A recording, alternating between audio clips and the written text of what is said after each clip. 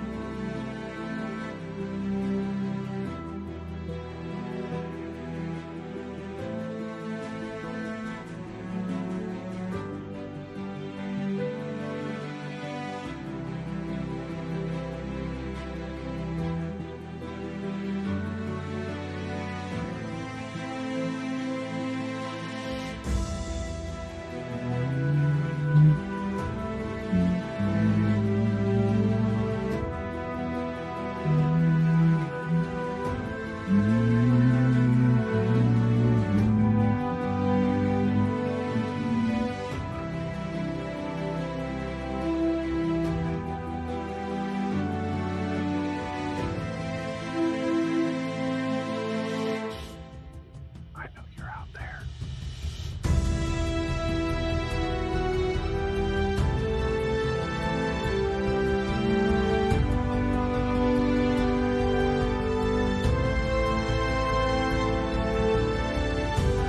I can smell you.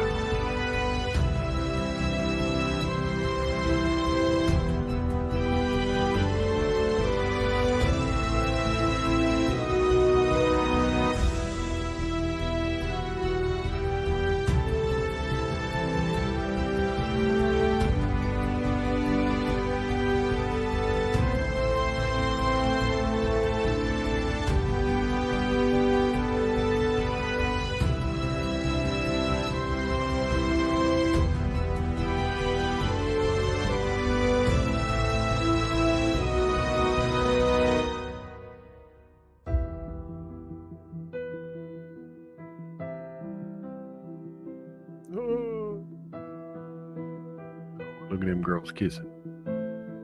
Hey, it's already at the 2 minutes. When are you going to start the intro? I don't know. When are you going to start that damn intro? Still, we get to watch this whiskey pour and all that shit.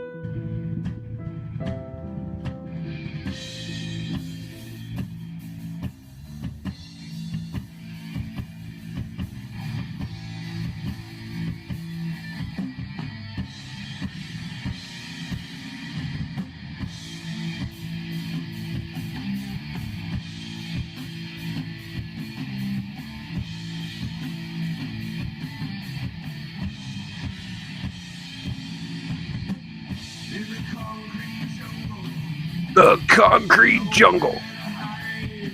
Ain't nowhere to hide.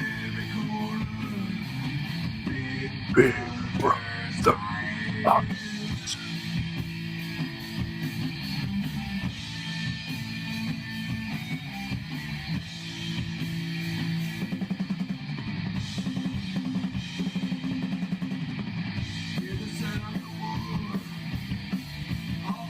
All through the streets.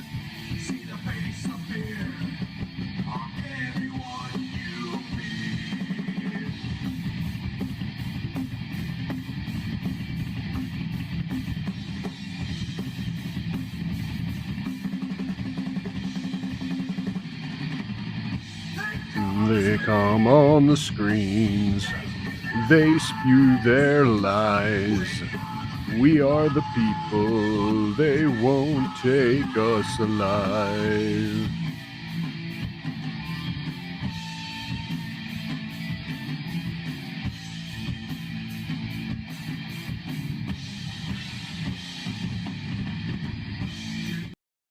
Good evening, ladies and gentlemen, feds and degenerates, cuckolds of all ages. It's time for Mild's Culture Plate. I am your host, Mild Kevin Miles. And here we go. It is Wednesday, October 30th, 2024. The day before Halloween. And, you know, I thought about doing tonight's show in costume, but my costume is like a king, and wearing the crown and the headphones just wasn't going to work out. Okay. People trying to share me stuff on Twitter while I'm going live here. Always fun, like right at 6 o'clock to get messages and your phone blowing up. Fun times. Anyway, so folks, it's been quite an interesting couple of days since I've seen you last. Since I did a show just a couple days ago there on Sunday, and we've got a couple topics to talk about. So let's start off the way we like to start off. Anyone that comes into the chat, come on in.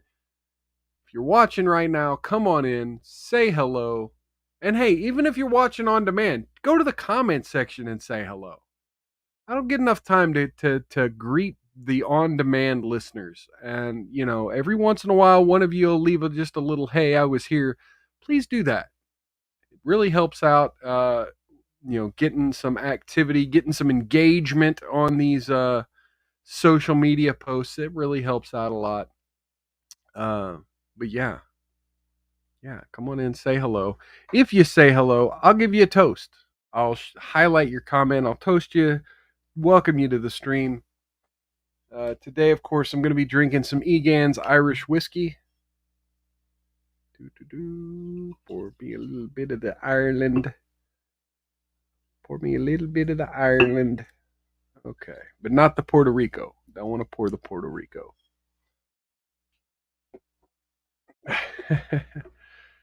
Okay, so cheers and welcome, everybody.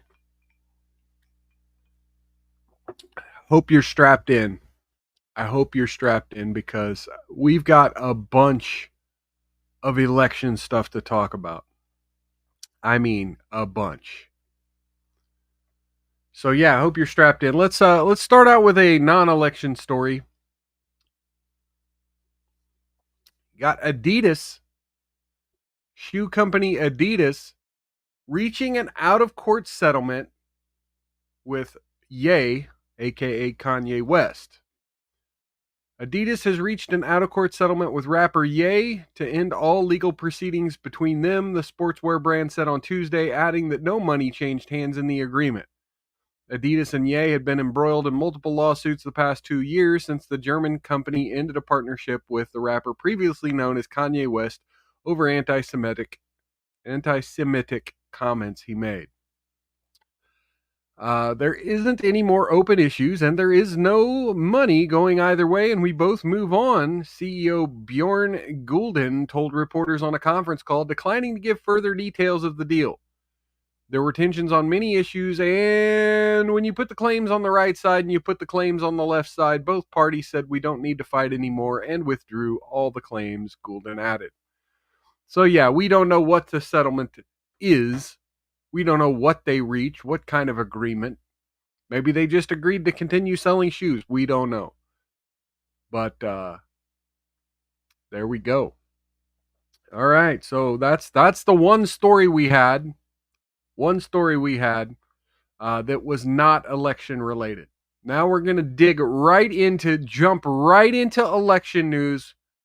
Thank you, CNN, for the next article here. We've got several contributors from CNN here on this article. Chinese citizen has been charged with illegally voting in Michigan, authorities say. Hey, Cookie's like, I am out. Okay. Cheers and welcome. Shut up, I can cook. Goodbye. If you say you're leaving, I'm not showing any more of your comments. Just kidding. Michigan prosecutors charged a Chinese citizen with voter fraud and perjury after he cast a ballot in the 2024 election, authorities announced Wednesday. I did show your first message. It says, I am out. I showed it. I don't think Cookie can see her own messages on YouTube because she has it set to top chat. Sources familiar with the matter told CNN that the 19-year-old Chinese man who allegedly voted is a student who lives in Ann Arbor, home to the University of Michigan. Authorities said the man isn't a citizen and therefore can't vote in federal elections. Announcement from Michigan Secretary of State and Attorney General and local prosecutors in Ann Arbor comes as Donald Trump and his Republican allies spread concerns about mass voting by non-citizens.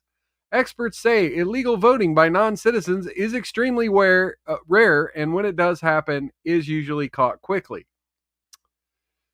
Oh, here we go, CNN. Investigations in multiple states and nationwide have found no evidence of large numbers of non-citizens registering to vote. Even less common is a non-citizen actually casting a ballot.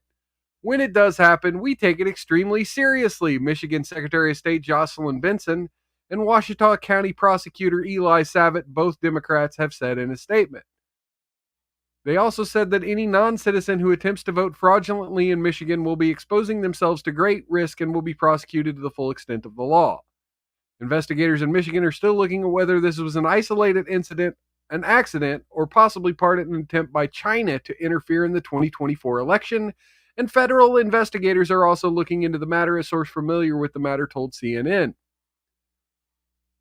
Cookie says a 2-year experiment on white American men, sad results. Yeah. Michigan Attorney General Dana Nessel, who is also a Democrat. Well, imagine that. Any politician in Michigan, especially, in the places that it would be possible for a Chinese national to cast a ballot, I would assume, as a Democrat. Again, maybe that's short-sighted of me. Maybe there's a huge migrant population somewhere in rural Michigan, but I don't know. I just don't see that happening in rural Michigan. Said in a statement that her office has launched an independent parallel investigation into the situation. Authorities did not identify the Chinese student accused of voting. Of course not. He's facing 1 count of illegally attempting to vote and 1 count of perjury, both felonies. It appears that the student's vote cannot be nullified after the fact and will be counted. Do you see this? The illegal vote cannot be nullified and will be counted. So all of this bullshit up here, it's not happening in large numbers, folks, we assure you. And when it does, we catch it, we assure you. Okay, but if when you catch it, that vote goes through, that vote just canceled out a legal vote. From either side. I don't, you can't prove what it is, but Ouachita County Clerk Lawrence Kastenbaum told CNN ballots can't be retrieved once they've gone through the tabulator. Unlike vote by mail, ballots cast at an in-person voting location don't contain any identifying information about the individual voter, making it impossible to determine which one belonged to the student, Kastenbaum said. You know what would help with situations with in-person voting? Voter ID, like showing a driver's license that matches your voter registration and having voter registration rolls cured before electioning starts. There's a box of ballots underneath the tabulator, and all of the ballots, they all look the same. There's no way to go back and undo it, Kastenbaum said in an interview. Experts said this is standard election procedure to maintain secrecy. An in-person ballot is placed in a tabulator or ballot box intermingled with other ballot boxes. This is to preserve secrecy so you can't go into the ballot later and confirm who a particular person voted for, said David Becker, a former Justice Department voting rights official and founder of the Nonpartisan Center for Election Innovation and Research. After the charges were announced, Michigan GOP operatives and state lawmakers seized on the news to criticize Democrats for not requiring proof of citizenship to vote. Imagine that. Ciara Torres Spelisi, an election law expert at Stetson University. Where is fucking Stetson University? Let's duck go this shit. Oh, it's in Florida. It's in Florida. Obviously, it's in Florida. Okay. So we're asking someone from Florida, just a random election law expert. This is one of the downsides of the secret ballot, which was instituted to prevent vote buying. Earlier in U.S. history, different color ballots were sometimes used for different political parties, making it easier to meddle in the process. The secret ballot for in-person votes ensure that no one can trace a particular vote to a particular voter, Torres Spelisi said. Plucking out an improperly cast ballot is basically impossible because it looks like every other ballot cast by an eligible voter. Adding Torres Spelisi, a CNN contributor, said, why did you call her an election law expert at Stetson University when down here a CNN contributor? Just call her a CNN contributor. In fact, is she credited up here? No, not credit. You should have just credited her up here.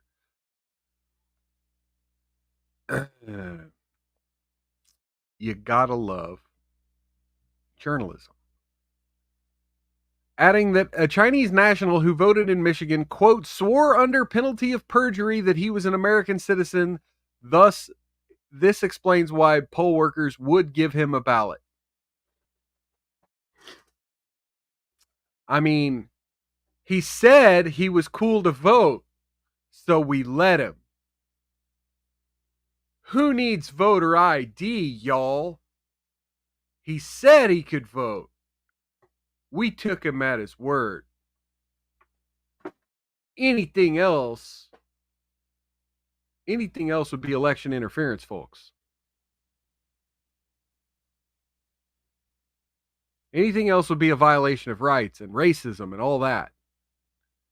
Because you can't have voter ID. It's racist. All right, folks. Also from CNN, from Chris Boyette and Steve Almasi, police say they think that a man suspected of setting fires at ballot boxes in the Portland area intends to strike again. So this is a news story that came out over the last couple days. You have this happening in Washington, just across the river from Portland, where you had a ballot drop box set on fire. Investigators in Oregon have been searching for the person responsible for 3 fires at ballot drop boxes in the past few weeks, which damaged hundreds of ballots. Believe it is very possible that the suspect intends to continue the attacks, a police spokesperson said Wednesday. Portland Police Bureau spokesperson Mike Benner described the suspect as a white man between 30 and 40 who is balding or has very short hair. The man has a medium to thin build, he said. Fires were set at 3 ballot boxes in the area in the past 3 weeks. Officials have identified 488 damaged ballots that were retrieved from a burned ballot box in Vancouver, Washington, and 345 of those voters already requested new ballots, according to election officials. Election staff will mail another 143 replacement ballots to voters Thursday, officials said on X. An incendiary device was found attached to the side of a ballot drop box in Portland, Oregon, Monday. Damaged ballots, but most were unaffected because of fire suppressant installed in the ballot box. Police Chief Bob Day said the welding on the devices is very detailed, really high quality, so this person obviously has some skills in that area. Shout out to my welders out there. Investigators have not identified the suspect's name, the chief said. He told reporters they have to presume the suspect will attack again. Wait, you know his name? And you're gonna let him try to do it again? In terms of anticipating future behavior, that's a speculation, the chief said. That's just what we have to anticipate.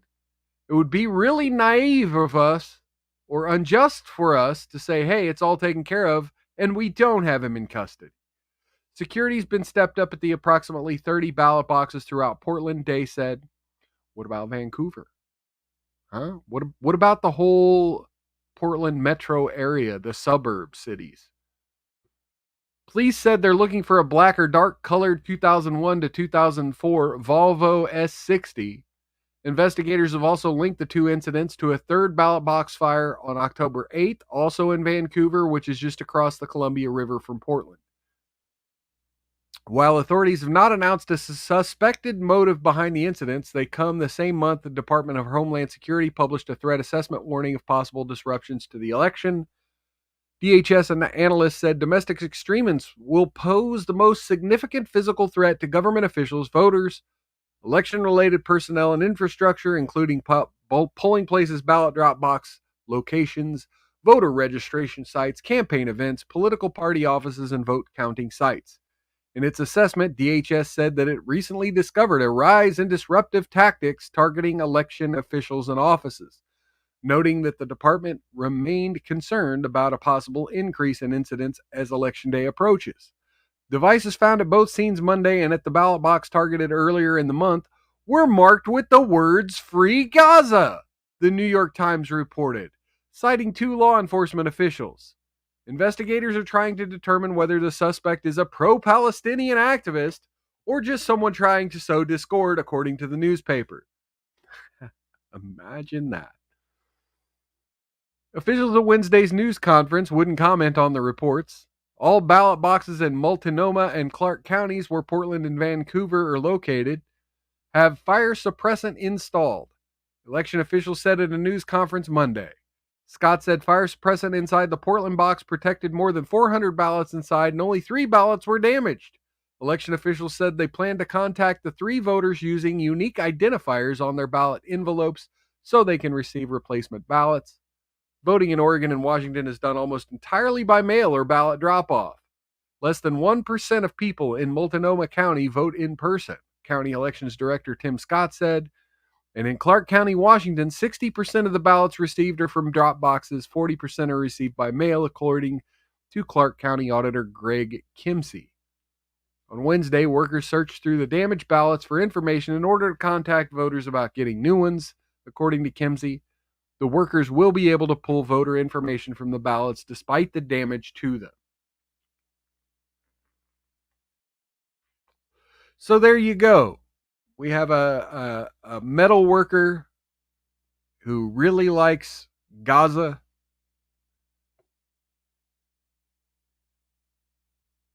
I ain't censoring nobody, lady.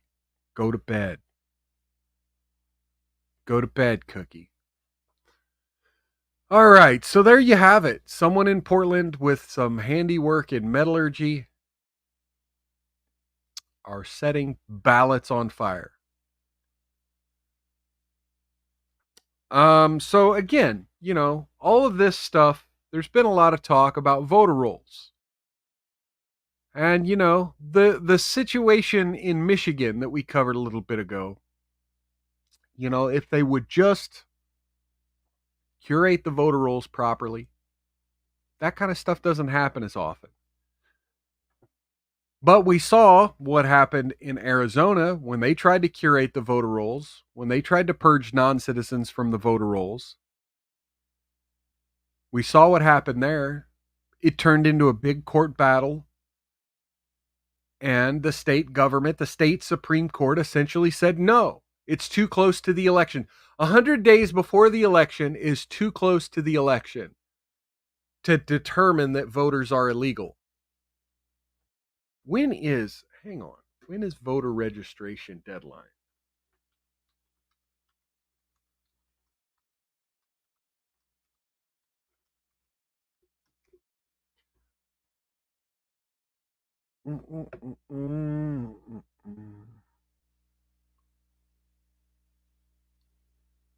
Oh my God, it's a month before the election. So you can't purge the voter rolls after 100 days before the election, but you can still register up until a month, 30 days before the election. That's just insane to me. Yes, if you're leaving, give a thumbs up on the way out, like Cookie is attempting to do. She says bye. Cheers. Good seeing you. Okay, but Arizona couldn't do shit. They weren't allowed. Their state Supreme Court said no, it's too close to the election, which, it was even before voter registration ended. So I don't know why they can't clean up their voter rolls. But Virginia, on the other hand, Virginia took this to the U.S. Supreme Court, and we heard back today. The U.S. Supreme Court has revived Virginia's voter roll purge of 1,600 purported non-citizens. U.S. Supreme Court has reinstated Virginia's decision ahead of the November 5th election to purge from its voter rolls about 1,600 people who state officials concluded were not American citizens, though Joe Biden's administration and voting rights groups said actual citizens were among those struck. Justices on Wednesday blocked a judge's October 25th order requiring Virginia to restore the affected people's voting registration. It is illegal for non-citizens to vote in U.S. federal elections. Governor Glenn Youngkin, a Republican, on August 7th announced a new policy for culling from Virginia's official voter registration list people that were unable to verify they are citizens, with daily data sharing among state agencies. The Supreme Court has a 6-3 conservative majority. Yeah, quote unquote conservative. Its 3 liberal justices dissented from Wednesday's action. Youngkin hailed the court action on an initiative he described as a critical fight to protect the fundamental rights of U.S. citizens.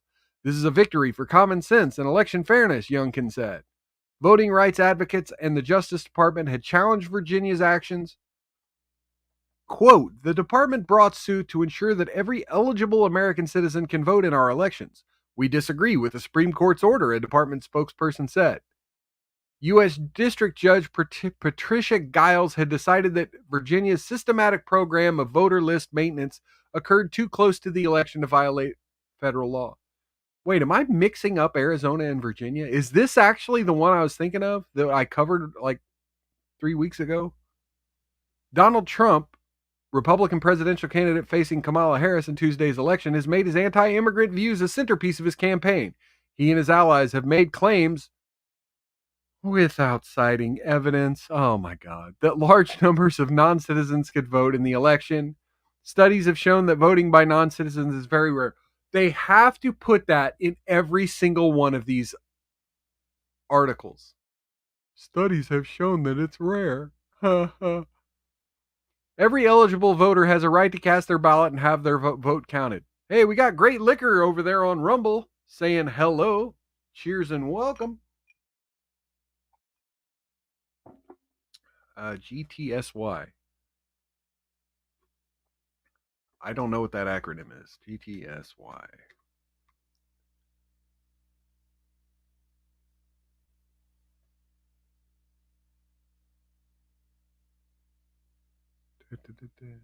Good to see you. Okay. Good to see you as well, my friend. Always good to see you in the chat. Oh, my. Let's see. What did to do? With opinion polls showing Harris ahead of Trump in Virginia, the state is not considered among the closely contested ones that are expected to determine the outcome of the presidential race. But with immigration figuring as a key issue in the campaign, court fights over voter lists in Virginia and Alabama, suspected non-citizens have drawn attention. Announcing his policy less than 3 months before the election, Youngkin. Okay, so hang on. Now I got to look this up. Virginia register vote deadline.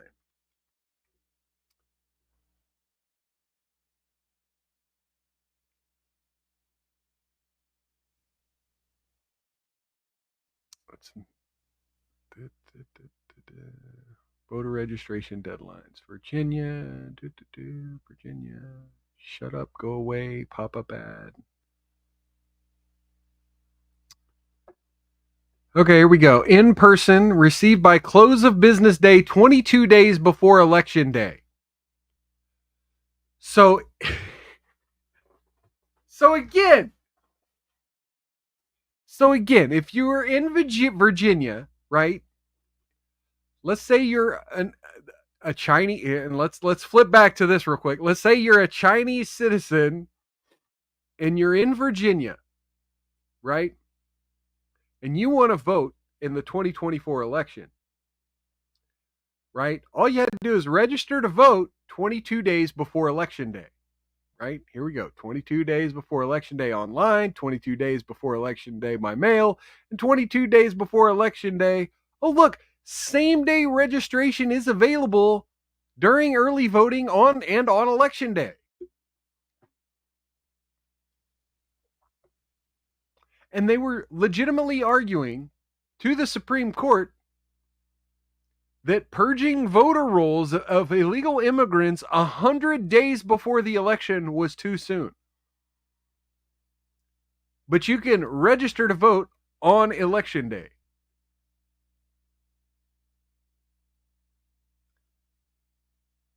Dude.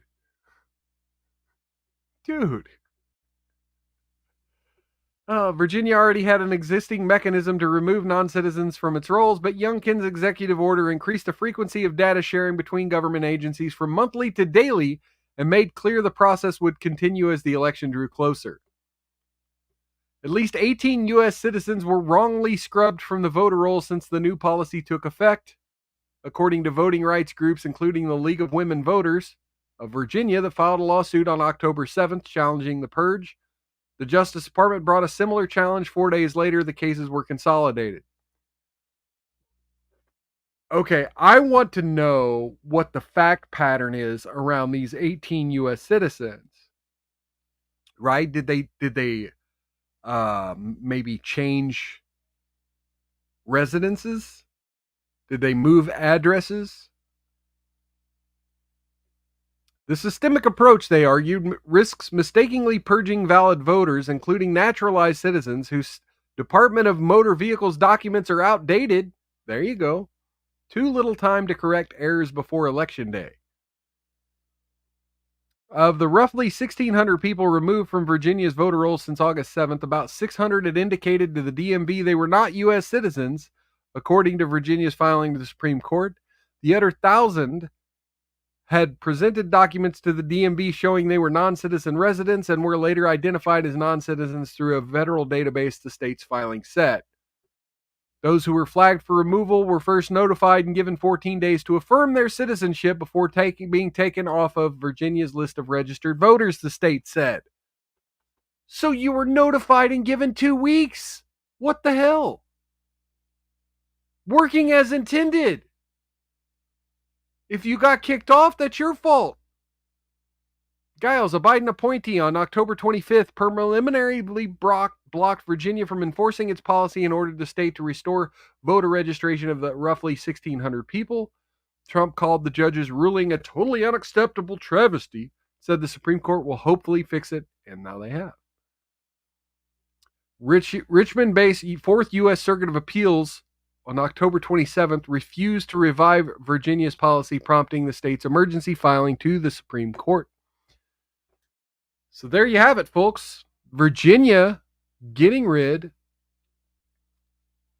of illegal immigrants from their voter rolls.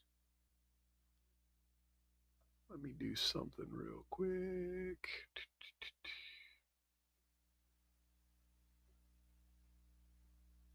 All right. Oh, by the way, shout out to Evil God of Horror out there. I know. Like I had that story. One moment, real quick. My house is getting loud.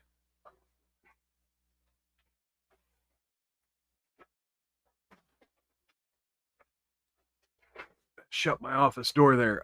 Yeah, I had that story, but thank you for the video. I didn't have it in video form, so yeah, let's do this. It's only a 6-second video though, but here we go. Okay. We're going to get into the main topic of the day. You know it. I'm sure you've seen the news. I'm sure you see the title of the stream here. Let's do this. So this was President Joe Biden. I think it was yesterday. President Joe Biden talking about the controversies surrounding by Tony Hinchcliffe's unfortunate comments at the Trump New York rally. Trump was doing his New York rally on Sunday. If you haven't heard by now, one of the opening acts was Tony Hinchcliffe. He said he made a joke about a floating trash heap, talked about pollution, made a joke about a floating trash heap, and then said it was Puerto Rico. Kind of insulting the cleanliness of the island of Puerto Rico. And the left wing has acted like it was so absurd.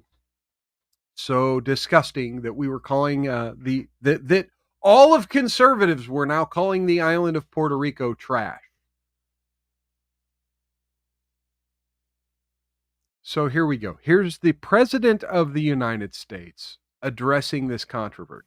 Or Puerto Rico, where I'm in my home state of Delaware, they're good, decent, honorable people.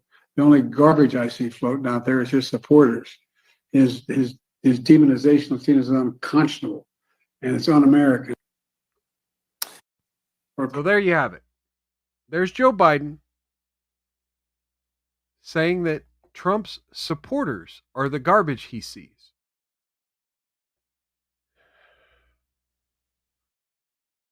Now we have Politico picking this story up because Republicans were rightly upset that the President of the United States would call essentially half the country garbage. It's one thing to call Puerto Rico, which is a U.S. territory, and they have, American rights, so to speak. And they frequently travel to the United States. And, let me just address, there are a lot of people making oh yeah, there's like all these thousands of Puerto Ricans in Pennsylvania. Do you really want to piss them off before the election?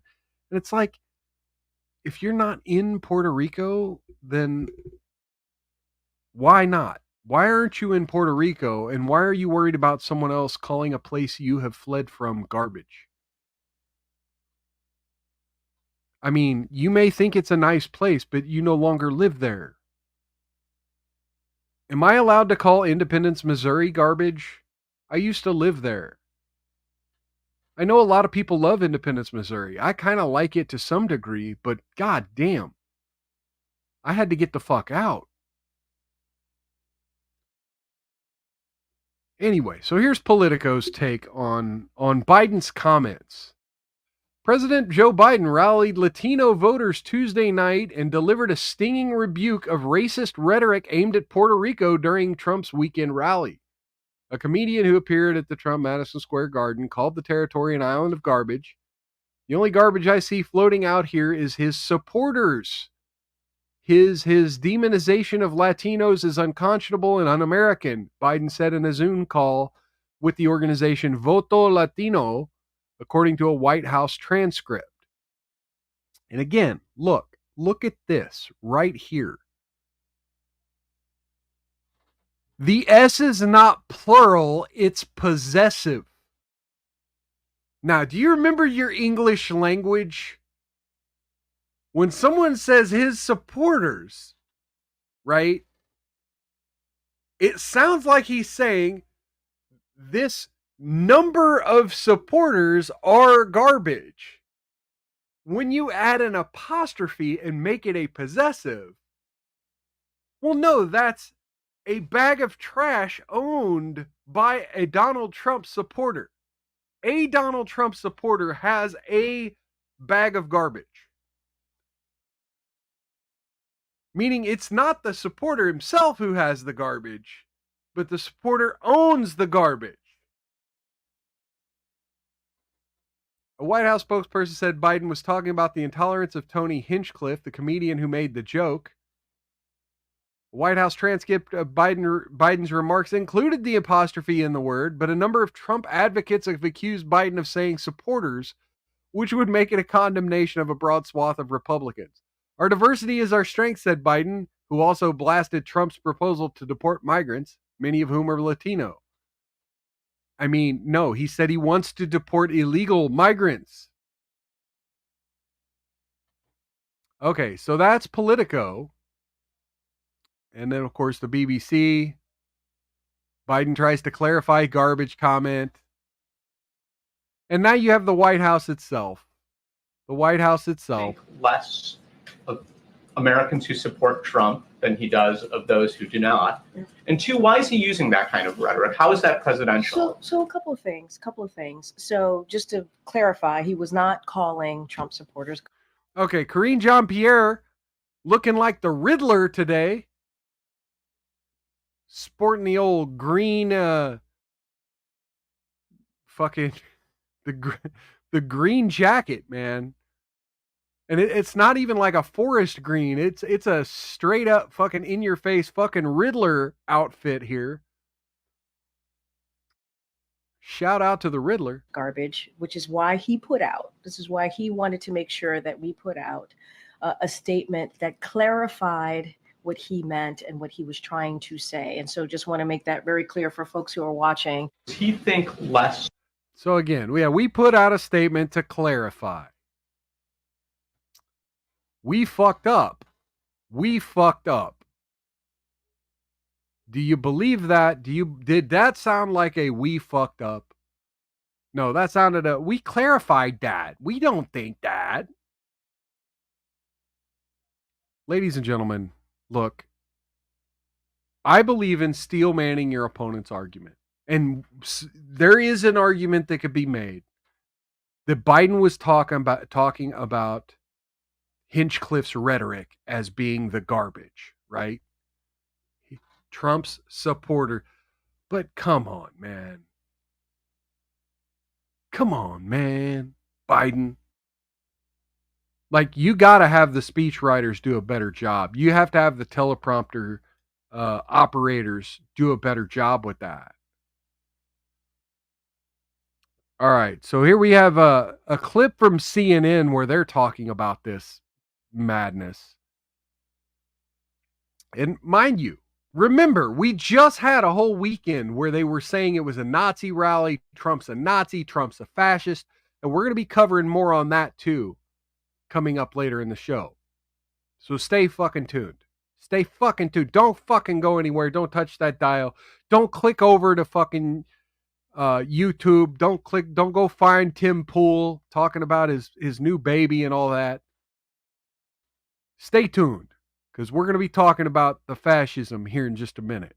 Though, Bakari, he was in his house, the White House. He was in his house doing this, and the reporting is that there are places that he can be useful, but he's not everywhere like you might expect a sitting president to be for his vice president. I don't know that I would expect this president to be everywhere in this moment. I mean, look, a critical element, any coach will tell you, any CEO will tell you, a critical element of running a team and winning is assessing the strengths and weaknesses of your team members and making sure you allocate them in the right way. Joe Biden has never been a big arena speaker. He's never been the most fluid speaker. And by the way, as someone... So they're responding to criticism that Biden was in a bunker talking to Hispanics on a Zoom call while Kamala Harris was giving one of the biggest speeches of her life on the national fucking stage, on the National Mall overlooking the Washington Monument and all that. I'm assuming that's where all that shit was at. And look, there were a ton of people there. I have to give her credit. There were a ton of fucking people there. Now, there are reports a lot of those people were bussed in from the locations of her previous rallies. Kind of sus. I don't know if those reports are accurate or not. Those are things that are out there. Those are criticisms that are out there. But there was a ton of fucking people there. I have to give her credit. Anyway, so these people are responding to the fact that Joe Biden was in his basement doing a Zoom call and said these words. And then watch this guy here on the left. Watch what he's got to say about all this. Who had a stutter growing up. It's very obvious to me that there's an apostrophe at the end of supporters there. He was referring to the garbage spewed by supporters, not simply the supporters themselves. An apostrophe. Joe Biden it was an has apostrophe. On the campaign trail. He's best getting ice cream in Maryland like he was today. He's best showing moments of empathy in Arizona like he was last week. Okay, but when you're a politician, you have to make that clear. It's the garbage coming from his supporters. You don't say the only garbage I see is his supporters. See the difference in the language, in the words? See how it comes across? Oh, I heard the apostrophe in that. No, you fucking didn't. No, you fucking didn't.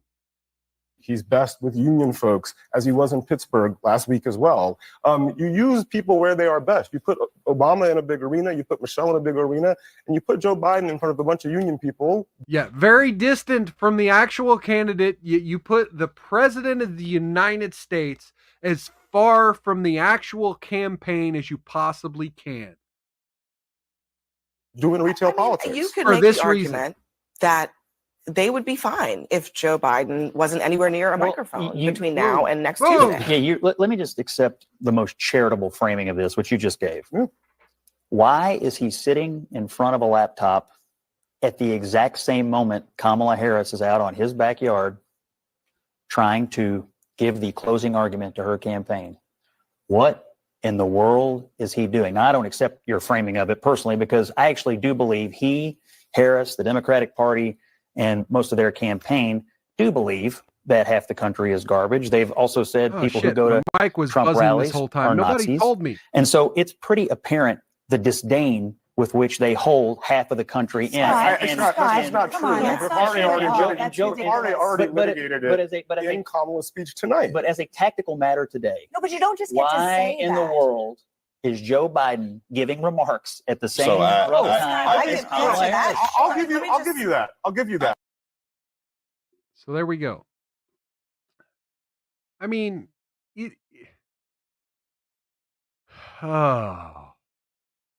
there we go. So now Biden has a stutter. So you might wonder, what is Donald Trump's response? What is Donald Trump's response to the garbage remark? Well, Donald Trump tonight is in Green Bay, Wisconsin on a garbage truck. How do you like my garbage truck? This truck is in honor of Kamala and Joe Biden. How do you like my garbage truck? This truck is in honor of Kamala and Joe Biden. Trump is quite literally taking out the garbage. Oh my gosh. OMG. Holy crap. You've got, oh my God, look at this. Look at this shit. He looks so the look on his face. Like, yeah, I'm a badass. Oh, sheesh. I mean, nobody trolls like Donald Trump trolls. So if hating half the country wasn't enough for this White House, if trying to dig themselves out of a hole of calling everyone garbage was not enough, like the White House literally did not have enough on its plate today. If they didn't have enough pissed off voters today, they decided to double down on the dipshittery. Yes, at the White House has tweeted ban assault weapons yet again. Yet again, this White House is saying it wants to take your guns. In the week of an election, this White House is telling you that Democrats want to take your guns. I heard a whole discussion on a few different podcasts throughout the week where people are suggesting that that this White House, that this Biden White House is trying to sabotage the Harris campaign. And I don't know. But again, if they weren't trying to sabotage the campaign, what would you be doing different? You call half the country garbage and you say you want to ban their guns. I want to know, what would you be doing different if you were trying to sabotage the campaign? So there we go. The White House wants to ban your guns and everyone's garbage. So let's get into a couple viral posts here. Let's get into talking about, let me start off. Let me address the next two things by talking about this whole Nazi thing. We covered this on the last show, but I want to briefly mention something again. Because right before the stream, I was considering covering this new Jimmy Kimmel clip. Now, if I might have a viewer out there that's not familiar with who Jimmy Kimmel is. Jimmy Kimmel was a stand-up comedian who now has a late-night talk show on ABC. He used to have a sketch comedy show on Comedy Central called The Man Show, in which he and Adam Carolla would frequently do male-centered sketch comedy jokes and male-geared humor. On that show, they would joke about sexual assault. I believe there was an episode where he did blackface. He is no stranger to controversy, yet in recent years, he has been all but pearl clutching on everything conservative. And anyway, so this week he put out a 19-minute video where he's directly addressing conservatives, directly asking Trump supporters to watch his video. And I watched about 17 of the 19 minutes. I almost watched the whole thing. I was going to cover it on the show. I was going to try to find clips of parts of it, because in the beginning, he literally promises at the beginning of the video, this is for you, Trump supporters. This is my appeal to you. This is my attempt to talk to you in a serious manner. I'm not trying to mock you. I'm not trying to call you names. I'm being serious, and I want to talk to Republican voters.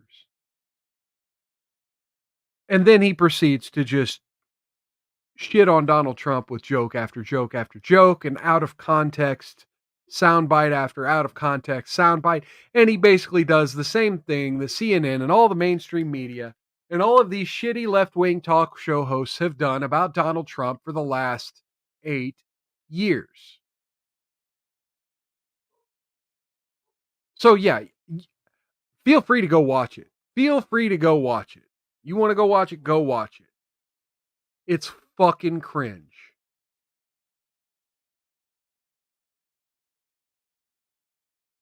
I have no idea why my dog is going apeshit upstairs. My cameras are not alerting me that there's anything happening. Anyway, so yeah. But anyway, so this next clip is more of the same. This is one of these shitty TikTok videos where a bunch of people,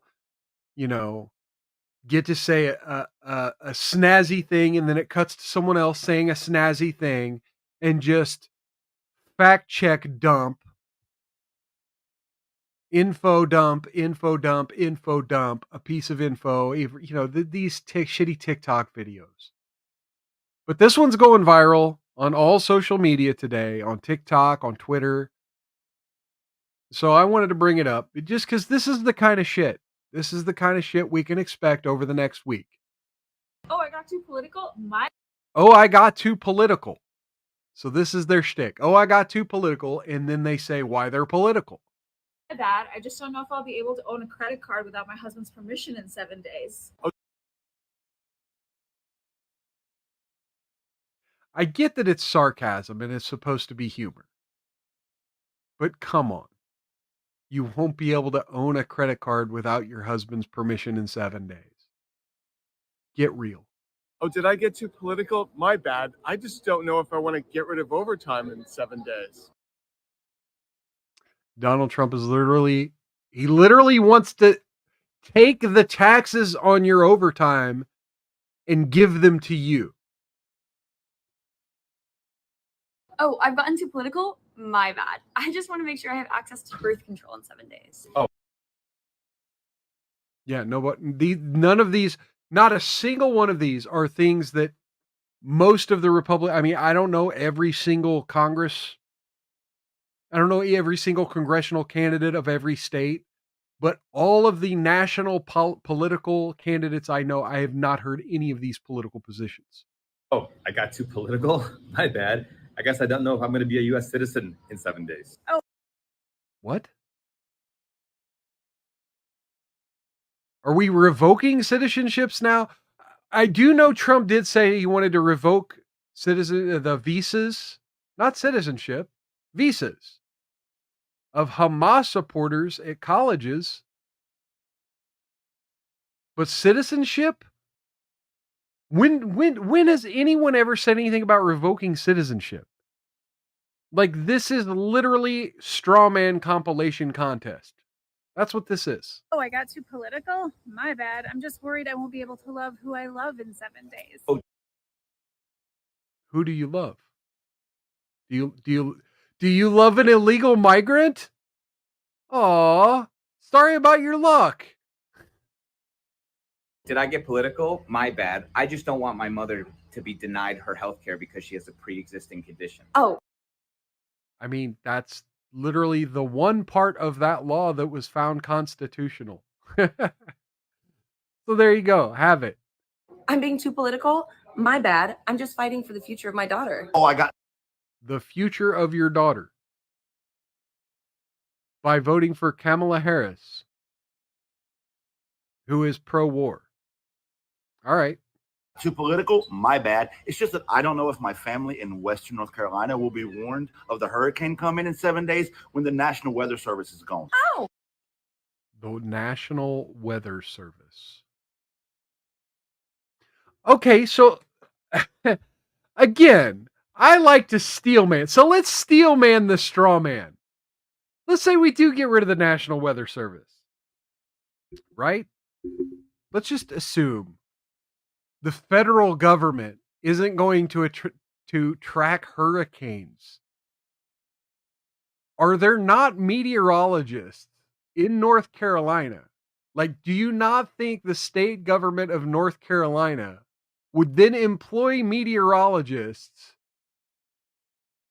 Like, do you not think CNN or the Weather Channel would not employ meteorologists to cover the weather in North Carolina and the things happening with storms off the coast? Do you think television networks would just ignore an oncoming hurricane? Oh yeah, your family in North Carolina, they don't know about anything unless the federal government tells them, right? Oh, but that's not true because, of course, you're all wearing Harris Walls shirts and hats and buttons. So you at least follow the TV to tell you who to vote for. All right, let's see what this young lady has to say. I got too political. My bad. I don't want them to start rounding up immigrants to deport in 7 days. Okay, now, okay, bam, they finally hit one, right? Oh, but wait, each one of these, they're also saying in 7 days, right? Donald Trump, the only thing he said he's going to do in 7 days is try to negotiate an end to the Ukraine war. Everything else is going to have to wait till January. He's not president until January. So this rounding up immigrants in 7 days, well, all of these things you say you're worried about happening in 7 days, that's Joe Biden. You're afraid of Joe Biden. Donald Trump's not taking office until January. So if you're worried about something happening November 5th, then maybe you shouldn't have voted for the people who just passed a law that they can institute martial law at their whim. Oh, I got too political? My bad. The only reason I have a daughter is because of IVF. Okay. What the fuck? Like, what? Oh, I got too political? I just don't really want JD Vance tracking my periods in 7 days. So I got... Okay, believe you me, I already know too much about your periods. And the fact that you got this moon tattoo and the moon necklace, like, the way the moon's affecting your flow is too much information for me, and I would bet that it's way too much information for JD Vance. Like, just put some patchouli spray down there and call it a day. Don't need to know. right? Get you some horsehair tampons or something.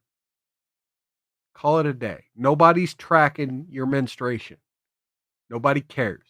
So I got too political. My bad. I don't want Trump to take over the Board of Education, put in his lackeys, his loyalists, and have y'all continue to think that Puerto Rico is not a part of America. Nobody said Puerto Rico was a part of America. Literally nobody said that. And as far as the Department of Education, no, we're trying to get rid of it.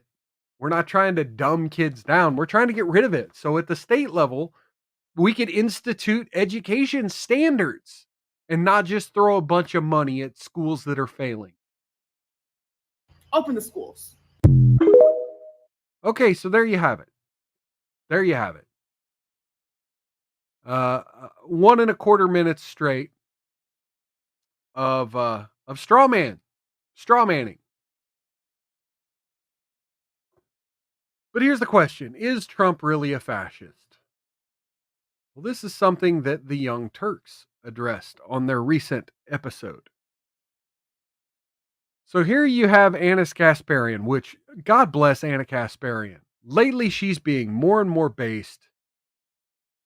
She's understanding the roots of these issues more and more, and she's getting sick of the bullshitting, the straw manning, the pigeonholing, and all of these tactics by the far left to make to gaslight the rest of us into thinking we're crazy. So here she is. She's setting off Cenk Uygur, and Cenk goes on a good tirade. Let's listen to this. So when Debbie Dingell says he's going to start internment camps, he never said that. That is not helpful. On that, you're 100% right. Because once she says something that he didn't say, then not only the right wing, but independents will discount every other thing you've said. Oh, you mean like when they said he told us to inject bleach? When he said Nazis were very fine people, which is something you're about to repeat in this tirade. When they said that he said Mexicans were animals. No, he said MS-13 were animals. So yeah, when you say he says things he doesn't say, we tend to turn off. So careful with your next words, Cenk Uygur, because I know you tripped the thing I just said. Not just every other thing you've said, but every other thing that anyone on the left has said. Yep. He never said internment camps. Don't say that. He never said internment camps. He never said inject bleach. Because look, if we're just going to use fascist toward anyone we dislike, all right, then the word doesn't actually mean anything. Okay, what do you want me to say, Anna? You want me to say wannabe dictator? Sure, you can say wannabe dictator, but I don't even think he wants to be a dictator. Of course he does. That's what you do when you lose an election and you go, oh, I got fake electors and I'd like to terminate the Constitution and bring out the tanks and use martial law against American citizens and shoot protesters. I mean, if that's... Again, the left wing literally just signed into law that they can institute martial law following the election.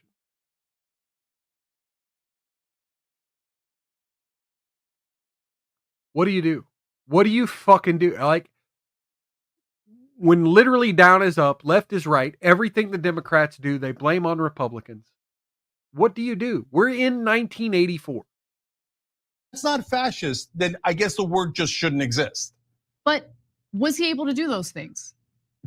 First of all, his entire cabinet had to threaten, not cabinet. You know, here's the thing. Okay, if we're going to debate the word fascist, I try to be a little clearer with my language, just a little bit clearer than most people.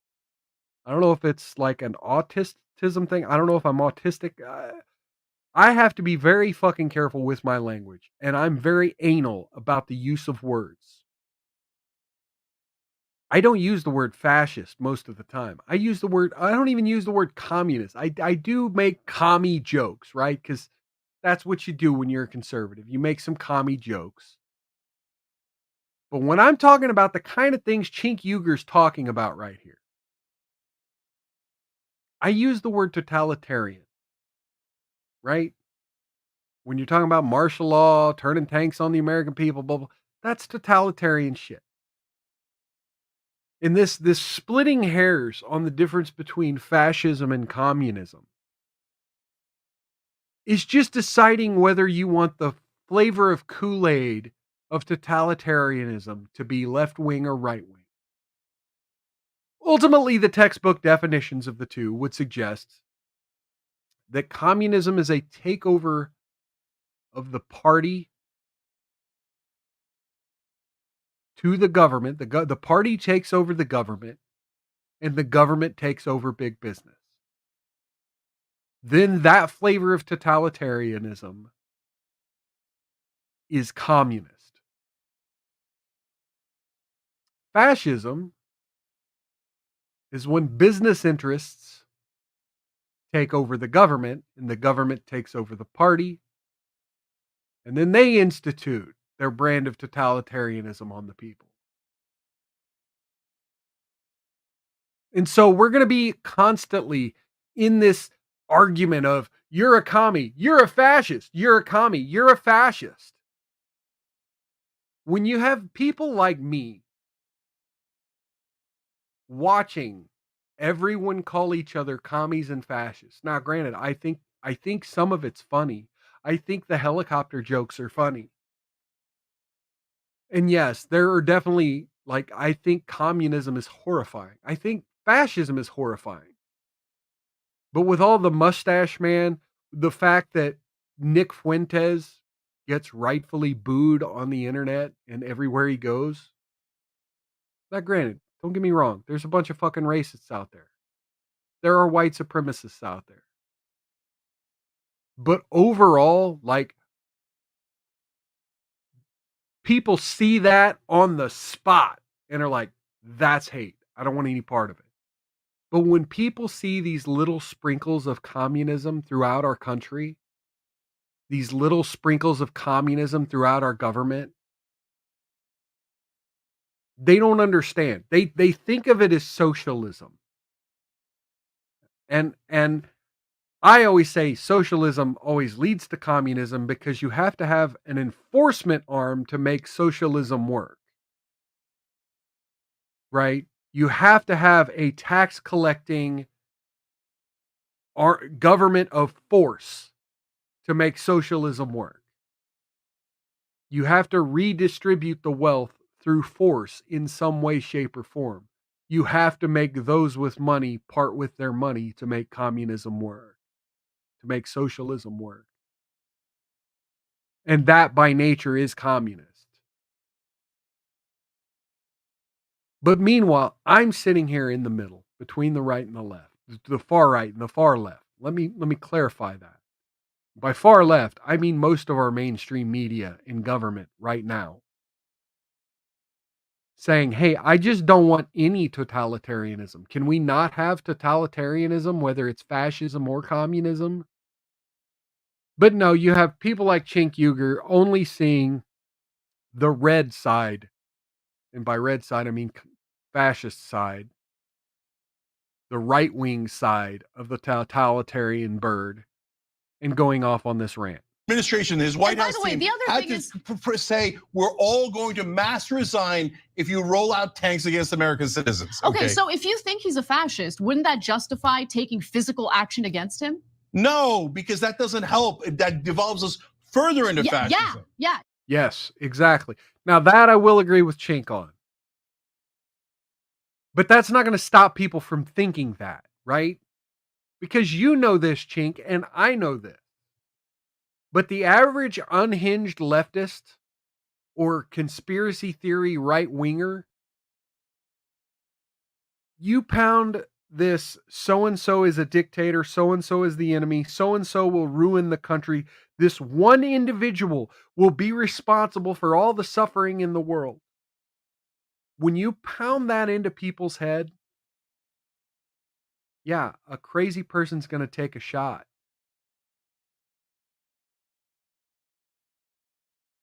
That's why I try to be very careful on how I frame things on this show. When I rant about people like Alex Soros or Klaus Schwab, and I point at them as the root of the evil of the country, I say, do not do not interfere with these people's lives, because all it does is makes them want to pass counterterrorism legislation and silence people like us and say, look, we needed this all along to protect our lives, right? If you learn anything from Star Wars, now I'm not talking about the new Disney Star Wars stuff. I'm talking about Star Wars. The Emperor did not have the power he had until the Jedi attacked him. Until Mace Windu attacked him. They would have had the upper hand. They could have drawn him out other ways, but they physically attacked him. And he used that. He used that attack as propaganda to sway the Galactic Senate into giving him unchecked power over the entire galaxy. If you learn nothing else from Star Wars, understand 9/11. What was the response? Unchecked war and the Patriot Act and the FISA spying and all of that. Yeah, don't attack these people. Anyway, but again, you constantly berate this person's a fascist, this person's evil. Meanwhile, Alex Jones barely mentions somebody twice, and now he's got to pay for the rest of his life. They're trying to make him give up his name and his company and everything else because they claim other people saw him have an opinion about something, and they went and harassed these people. Not that Alex Jones did it himself, but that he inspired other people to do it. Anyway, back to Cenk Uygur and this whole fascist rant. Exactly. But there's a difference between somebody shooting someone, that's fascism, and saying, I disagree with them, don't elect a fascist prick who says only white people are awesome and everybody else is garbage and should be banned. No, look, I'm not gonna take a chance with a monster like that. I know, you're focusing on whether or not you're gonna vote for him. I don't give a damn about that, and that's not what I'm asking you about, Cenk. I don't think that this rhetoric, especially from elected members of Congress, is helpful at a time. I don't agree. Okay, all right. Okay, well, Anna, why do I not agree? Because so Trump's helpful's rhetoric? No, his rhetoric is awful. Okay, if you don't want to be called fascist, stop saying fascist things. It's not that hard. Okay. Not that hard. Oh, here, let me have dinner with Nick Fuentes, who's a Nazi, Kanye, who's a Nazi. Okay, both of those things happened over 2 years ago. Let's continue. Let me say there's good people on the Nazi side. Oh, good. That happened fucking 8 years ago. And that wasn't even the correct quote. That literally wasn't the correct quote. He wasn't calling Nazis good people. Could be pro-Confederate guys, might be guys who are pro-slavery who are good guys. Let me do all of these things. Let me say that immigrants are poisoning the blood of our nation, a Nazi term that is only used in the I haven't heard past this by blood Nazis. of our nation thing. And then say I'm going to ban Muslims, I'm going to do this and this and this to all the other ban Muslims. No, he banned people from shithole countries. Get it correct. Ethnic groups, and then go, oh, I can't believe you called me a fascist. There were plenty of Muslims here in America. So he didn't ban them. He didn't make it illegal to wear a hijab. Okay, that's the end of that clip. So again, he starts off by saying, oh no, he didn't say that. And if you say he said that, then you're being factually incorrect. Essentially making the same argument I made about straw men 10 minutes ago. But then he proceeds to go off with several straw men that weren't correct. Hey, we got Brett Favre. Joe Biden made yesterday, last night, that said the supporters I just of saw Donald this. Trump, us, or garbage, or garbage.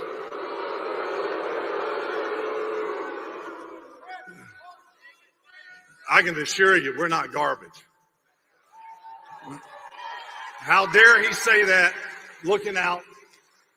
Shout out to I Green see Bay, police Wisconsin. officers teachers, nurses, grandparents.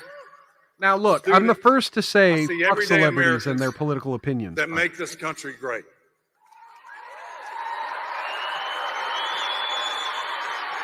I want to address. Okay, so that's that. Like I said, I just happened to see that. I literally hit refresh on Twitter, saw that Elon had retweeted that.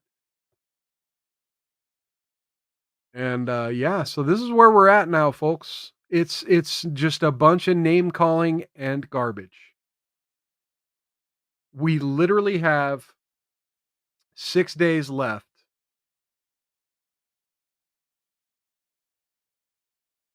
Oh my God. Hang on, before I sign off. Oh my God. What is this? What is this? Been issues with the programming of the bats with specifically Yes. from Dominion. Mhm. Why was that only caught in the past few days, and why can't? Look, I want to issue a disclaimer here. This is not my video. This is something I saw on Twitter. I'm not sure who this woman is, but this is on 6WLNS CBS. I'm assuming this is is this Pennsylvania? I don't know I don't know what government this is, but this is they're talking about Dominion voting software here. I'm not making any claim here. I'm merely relaying a video that I just saw. So I saw the release. Yeah, this is a nationwide issue with Dominion voter access terminals in the counties that use them. And the voter access terminals, of course, not all the machines, just the ones that are accessible, have an issue with the straight party voting and a programming issue that's again affected the machines nationwide. And I think all of us that use Dominion machines were unhappy to learn about this during the So there's a testing period nationwide bug. as early voting began. So we're working with Dominion to seek accountability. There's a nationwide bug that affects voting straight ticket. So folks, double check your ballots. On that front, and also are working with our clerks to ensure voters are aware of this programming issue that will require them to ensure they are voting every section on the ballot. Bigger issue in Michigan because we do allow voters to cross over in ways that a lot of other states don't. Because we have straight Michigan. party. It's Sound like not, you said Michigan. It's not struck me as I've talked to my other colleagues in other states. They're just as upset about it as we are. So yeah, or surprised. I think. Yeah. Okay, so there's that. Oh, Lansing, Michigan. Okay, yeah, okay. That's where that was. Lansing, Michigan. Let me read the caption here. Yeah, Jocelyn Benson. That person's Jocelyn Benson. So here we go. So folks, there have been a lot of videos. I thought about covering some of them on the show. But there have been a lot of videos suggesting that conservatives are having their rights denied by polls closing early or people being told to leave the line or whatever. And I've also seen videos where Democrats are saying the same thing, that their voting access is being infringed for this reason or that reason. I'm not going to cover a bunch of that on my show. I will say I did hear Steven Crowder on election night's going to have an election integrity map going on his website. So feel free to check out Steven Crowder. You probably can find it through his Twitter or whatever. Check out Steven Crowder and his voter integrity map. There's also now a voter integrity live feed on Twitter. It's one of the communities. You can I think you might be able to search for it. And they're asking people if you encounter a voter irregularity at the polls to film it and post it there. Again, there are a lot of irregularities people are posting that aren't necessarily anything to be of concern. I know there's been like reports that, this guy who may or may not have been a postal worker was bringing ballots into a ballot location. And, there's a bunch of people who are just throwing out some stuff, just saying, hey, we should look into this. It's not evidence of fraud. It's not evidence that anyone's vote's being tampered with or that they're stuffing ballots or anything like that as of yet. But folks, if something happens to you at a polling location and you think your rights are being violated, please look into the laws that you think was being violated. Please look into the laws, but ultimately don't leave the line. Call your county sheriff and see what your county sheriff says. Don't leave the line. Whatever you do, don't walk away from the polling place. Now, if they're threatening you with arrest and you have a police officer who says, hey, yes, you will be arrested if you don't leave, that's one thing. But ultimately, they can't deny you your right to vote. Stick with it. If you can film, film. Don't film in illegal areas. Don't try to take selfies with your ballot. Don't do stupid shit. Right? Don't film yourself wearing campaign merch and saying, oh, they're telling me I can't wear my campaign merch. My rights are being violated. No, don't do that shit. I've seen some of that shit this week. But definitely try to document. If you think your rights are being violated, try to document it. Take it to the internet. Tag people with election integrity, whatever. Post what you can. Like I said, call your county sheriff if you have to. And uphold your own right to vote. Folks, they can't steal it if we're all watching. That means Trump can't steal it if Democrats are watching. Nobody can steal anything if we're all watching each other. Have some integrity. Document the shady shit. Anyway, so we're going to have another show this Saturday, 6 p.m. Central. Same bat time, same bat channel. I invite all of you, come on in, say hello. As Great Liquor and Shut Up I Can Cook did today. Say hello, get your toast. Cheers, welcome. And again, cheers and welcome to those watching on demand. Good having you by. And then I'll probably do a stream next Wednesday. I will not be streaming live the night of the election. But I'll probably do, some sort of, I'm hoping the election will be over by Wednesday, 1 week from today. I'm hoping we will have a presumptive president of the United States by then. Oh, you know what? That was something I meant to bring up. Oh my God. What did I do with that tab? It's gone. It's gone. There was, let me see if I could do this. I wanted to do one more thing before I go.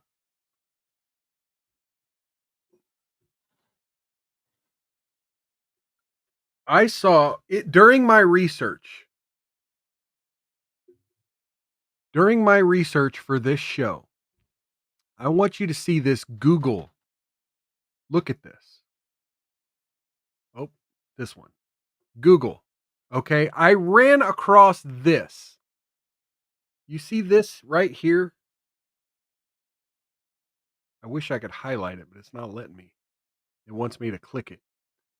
The Associated Press with a headline, "We may not know who won Election Day. Maricopa County may be why." And when I tried to click on it,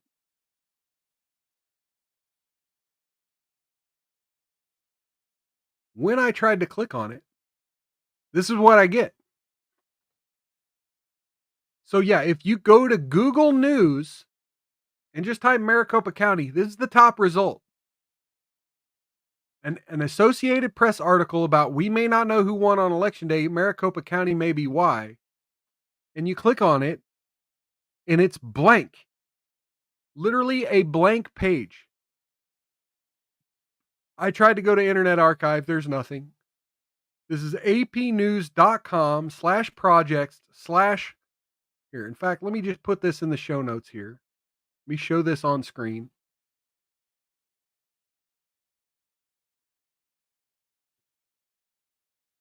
This is the URL. This existed at some point. I don't know what it said. But we know there's been shenanigans in Maricopa County for several elections in a row now. Why is the AP giving us the heads up that Maricopa County is going to have some sort of election holdup? Why? Why do we have a white screen of death from the AP?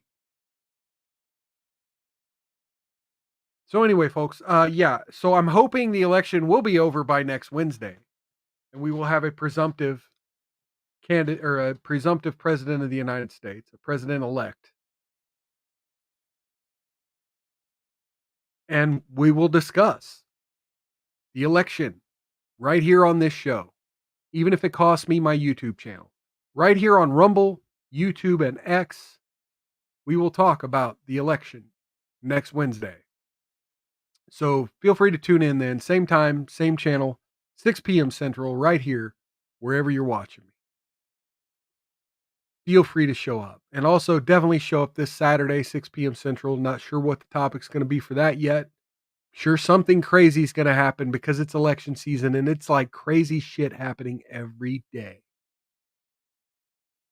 I watched the Kamala Harris interview on Club Shay Shay, and I actually think she did pretty well. Little bit pandery to the black folk, right? And Shannon Sharp really did not hold her feet to the fire on any topic. And he was right along with her on the Trump bashing and conservative bashing and the pandering to the black folks. But overall, I do think she did well. She did well kind of talking about some of the history. She did well, talking about how she wanted to give tax breaks for people and had a plan for, small businesses and stuff like that. She actually did pretty well. She went off the rails. She blamed Trump quite a bit. She done her shtick. But for a 1-hour interview, she held her own. I don't hate it. I don't think it was as cringe as maybe it could have been. And for that, I give her props. She's going into this final week of the campaign pretty strong. Her talking, she didn't rely as much on her talking points. She felt a little more natural. I mean, granted, she still felt fake, but it was a little more of a natural flow kind of fake than a pre-selected talking points one by one, like she does in many of her rally speeches. Anyway, so that's my critique of that. All right, we've been on the air for pretty close to an hour and a half, an hour 20 minutes. I'm gonna go ahead and wrap this shit up. So, folks, if you're out there, please follow me on all the social media platforms down in the description. You click down there in the description. I have an X, a Facebook, YouTube, Rumble, all that good stuff. Follow me on other platforms, locals. Feel free to follow me on all the other platforms, if only because if I ever need to reschedule, like I did this past weekend, those will be the first people to know. If you're in the know, then you're ahead of everyone else. Follow me on social media, and if I need to reschedule or whenever my shows are going live, I always post there first. So follow me on social media. Please, on your way out, click that like button and click that follow button. If you're new here, click that notification bell over on YouTube so that when I go live, your phone will give you a little bleep, let you know that I'm going live. And until next time, folks, take care of yourselves. Take care of one another. Outlast those haters. don't get any on you. And if you do, rub that shit in real good. Happy Halloween, everybody. Enjoy the rest of your week. I'll catch you this Saturday. Good night.